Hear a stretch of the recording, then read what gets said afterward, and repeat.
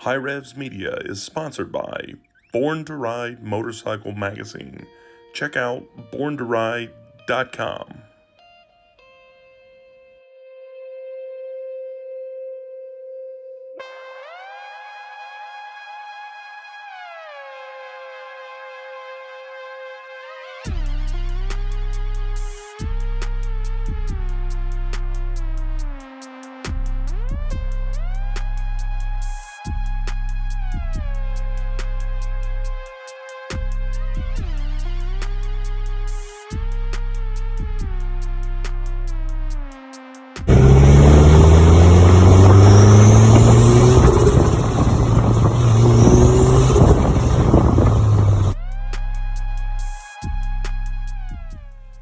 Alright guys, so we're working back on the Honda today, and I'm going to change out this old JVC unit. It's actually not that old. It's a single DIN, but it doesn't have a CD player. It's Bluetooth, does have a microphone, all that up there.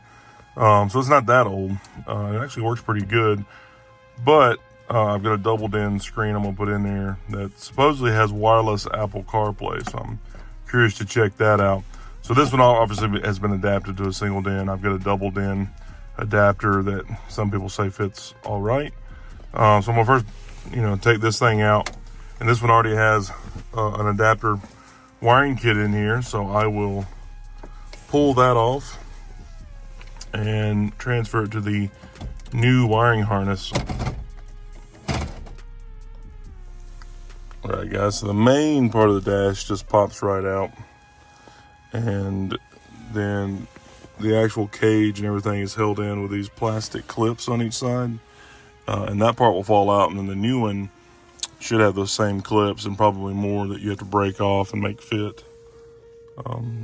Just figuring that out. So, and then we'll unhook that wiring harness adapter and put on new connections there. So, all right, guys. So I'm over here at the shop. This is the kit that I got. I'll have links in the description on that. This is the old kit. The wiring harness I already have, obviously, because I already have the radio in there.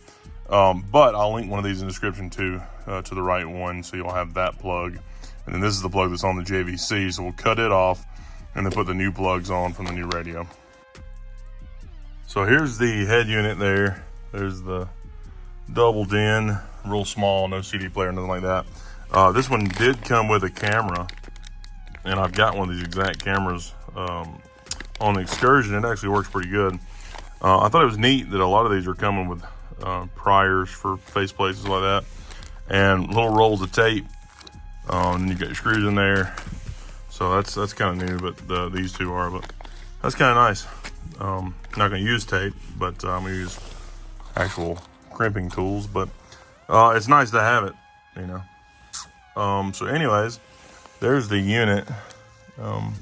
Looks pretty good. I like having a volume knob. Not having any knob kind of drives me crazy. So I like having something I can just grab a knob and twist it for volume at least. Touchscreen stuff's fine, but having a little tiny button you've got to line up your finger with and stuff going down the road, it's just easier for me to use a knob. But anyways, now I just need to see if this radio, and it comes with a little trim ring I don't think we're going to need. Let's see if this radio will fit into this. All right, guys, so there is the 97 to 2001 CR-V instructions, and it says essentially pull this apart like we did. Cut and remove all the mounting clips on the radio except B and H. You see B and H are still there. And then on this one, there it is. There's B, and this one doesn't say on this side. It might say on the other side, but you see the other clips have been taken off. So this might fit pretty good, as long as those are the same. So we'll see. All right, guys, so these are breaking off on here pretty clean. It looks like they've made this one a little bit heavier duty than that one, just because there's a lot more plastic here. But there's all of the top and the sides, and I'm breaking them off, essentially just grabbing them with these pliers, and they're just popping right off, no problem. So now I've got to grab these, but leave H. So I think that this is H, but it doesn't actually say, which is kind of weird. But I gotta take the other ones off. All right, guys, so here is the install instructions there for CR-V, Prelude, and Civic.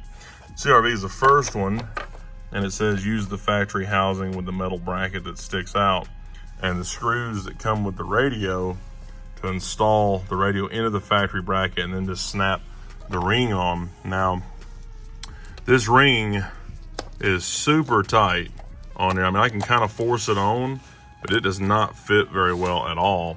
So I don't know. This happened last time I messed with one of these. I'm guessing it's probably the Chinese radio not fitting in the housing. It's a little too big. Just seems that way. So I'm not sure if I need to trim this one down on the inside with a Dremel like I did last time, or if it would snap in and bolt up to the radio. I wonder if there'd be a gap around it. I don't know. Look at this. This is a little trim piece they actually send with this radio, and it doesn't even fit.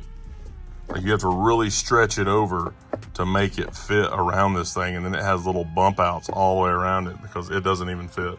So the radio has to be big. Like, they even made their own trim ring the right size. It probably matches this perfectly. So I wonder when I get this mounted in if I even need this kit at all, or I could just use their ring that you can get and it just kind of covers up the gap. And because this one, I'm like, this one will force on, but it is super tight. See how it's beveled out? Like, it doesn't look normal. It doesn't look too bad on camera, actually. It looks worse in person, but it might not be too bad when it's on the dash. And that might just cover up the rings, since these screws are the ones holding it in, or bolts rather. They're gonna hold it in place. So I wonder if it even matters, because this isn't actually holding anything. The bolts are. So anyways, this one has a GPS antenna and a couple different hookups here. So I do have the sub and amp that I had in the Mustang. I've moved it over to the CR-V now. So I'll get that hooked back up. And I think I'm just gonna do the wiring kit and then take this and see how it does. All right, guys, so these instructions here are actually a little bit better for hooking up the reverse camera, which they call a parking camera. It's a little easier than the Excursion was. Excursion really wasn't intuitive at all. This is a little better. And then they're labeled. This one says parking camera, so that one's reverse. This gives power back to the radio to tell it that you've turned on the reverse lights, and it does that through the cable. So there's power there going to that line, and then power here and here going to the camera. Both of those have to hook up to your reverse light. So when it turns on, it sends power to the camera, power back through to the radio, and tells it to flip it on to the parking camera, reverse camera. This key one here is kind of weird.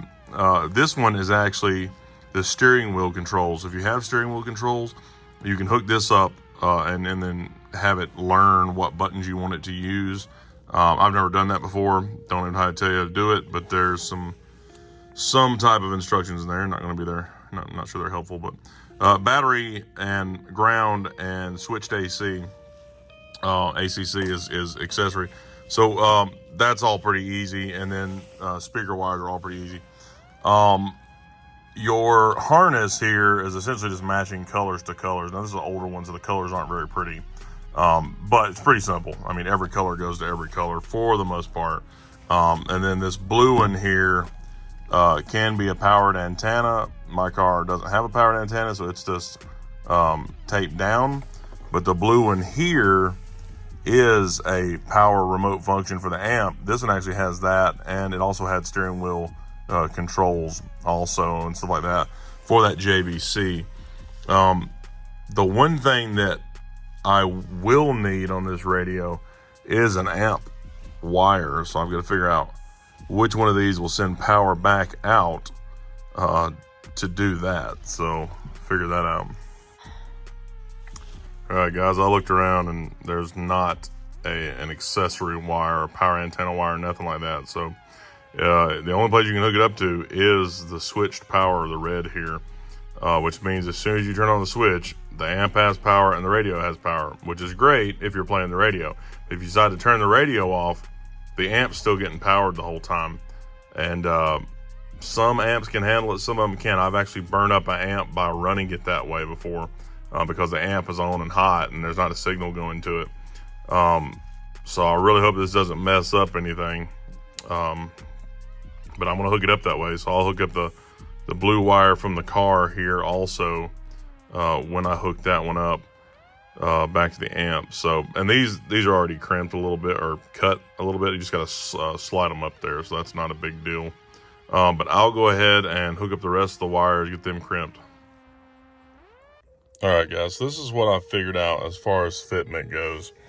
The trim ring they send with it, these aren't clips. These really do nothing. They don't even fit around it very well. They don't have a spot that it clicks into. Kind of confused about that.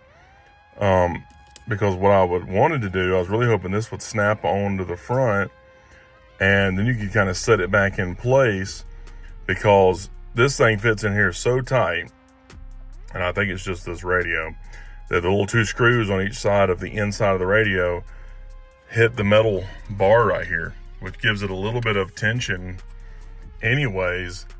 And then if that had tension, then this would snap in and hold tension. And it did work. I did set it back in there. And then the trim ring on the outside, this is too big to fit inside this gap. See how fat it is on top and bottom, and this is skinny on top and bottom, and this one's still too small. And then it would just sit back against that hole and actually looked all right. But if you tapped it too much, it'd just fall in, which would be crazy annoying. Not gonna deal with that. This is the trim ring that I broke off all the tabs that came with the Metra kit. And I brought the radio in from the back because it kind of gets bound up.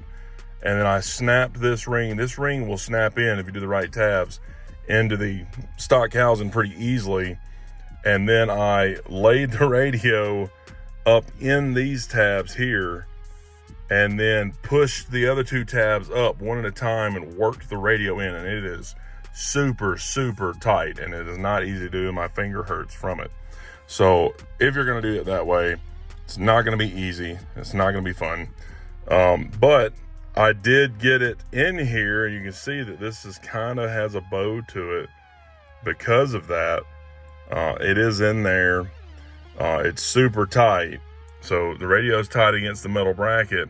The metal bracket is now tight against the other metal brackets back in there, which supposedly there's supposed to be a couple bolts here that you might have to take this part off to get to. Mine had already been taken out, so yours might be a little more dismantling. But the radio, you can tap on it all you want. I mean, it is in there tight. And I'm hitting it harder than I normally would. Normally it's just touchscreen, you just barely touch it. And the knob will still turn. It's tight, but it still turns. The USB plug is still usable. Auxiliary obviously is usable.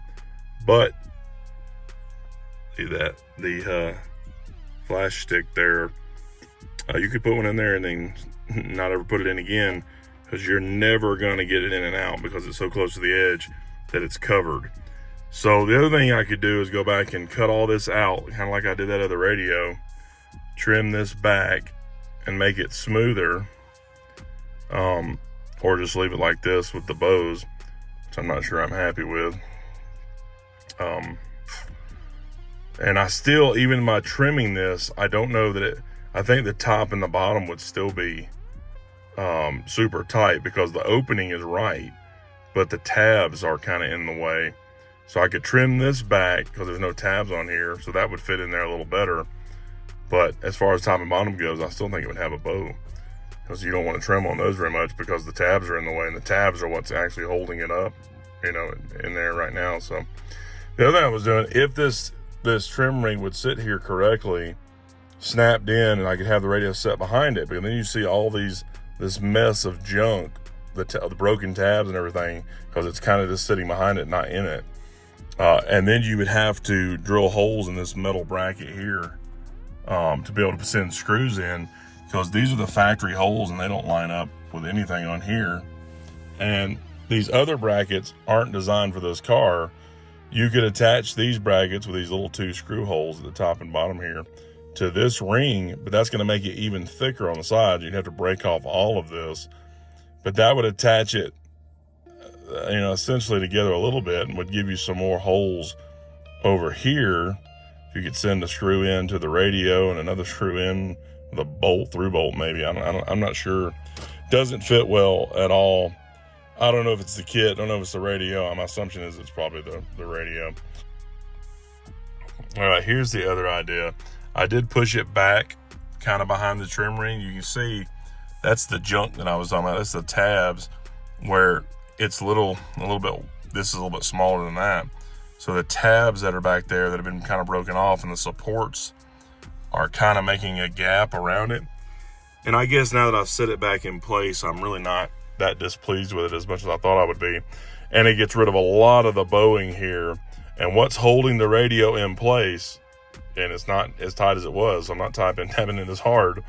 But the only thing holding it is those top tabs. You see them here and over here. That's what's holding tension. The tension from this trim ring and the 4 tabs, top and bottom, grabbing onto that are the only thing holding this in there. And it's just tight in between the bracket. Anyways, I don't think it's going to go anywhere. And now I think this is going to be my final way I'm going to do it, is just have it butted up against that. It'll save me from having to go through and do a whole bunch of cutting. This might actually be usable. It'll be tight, but it might actually be usable if you want to use it. I've never used one. Supposedly with these though, you can put like a full movie on there and stick it in and watch full movies on here with no problem. So, but I really want an Apple CarPlay to work, and having the wireless Apple CarPlay working actually works really good. I was actually super impressed with how well this radio hooked up compared to some of the other ones that I've had. So I'm going to flip it on first setup here. There's CarPlay, some Chinese, and then it'll find my phone and it'll connect in here. A little bit of Michael Keaton there for you. And there you go. So you've got all different kinds of stuff on here. There's music, phone, maps. So a little bit of everything there. The screen's actually clearer than what it looks like. You see a lot of reflection in the camera, but there's actually not very much in person. But it seems like it works pretty good for what we're doing. So I don't know. I think I'm going to run this. If I have issues with it, if it falls in, I'll make another video and say, I've decided to do something different. I have to go back and line this up perfectly and try to drill holes and screw that in. But I think this is the only way I'm going to be able to make this work. And I don't know, it's a little bit annoying because you have to buy this whole bracket just to use this one trim ring in general. Looks like I'm being summoned. But anyways, I don't know. It's here or there, one of those things. So let's see here. Let's look at a video here. Hear a little bit of sound.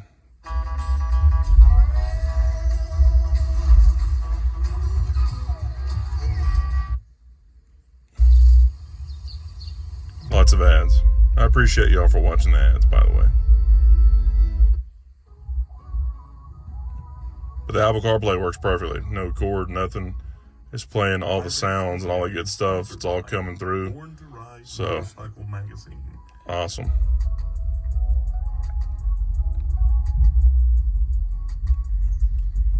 So, happy with that. There's a little bit of a delay between switching song and stuff. None of that bothers me. Also, I didn't know that Apple CarPlay, that Domino's would pull up as an Apple CarPlay app, which I think is super weird that you can tap an order and call to order going down the road. Anyways, I think this is it, guys. So it's working and it looks all right. And I'm going to go ahead and set it back in place. Yeah, that's not bad. You don't even see the gap, actually, the way it lays back. That actually looks pretty good. I think I'm pretty happy with that. So tell me what y'all think. See you.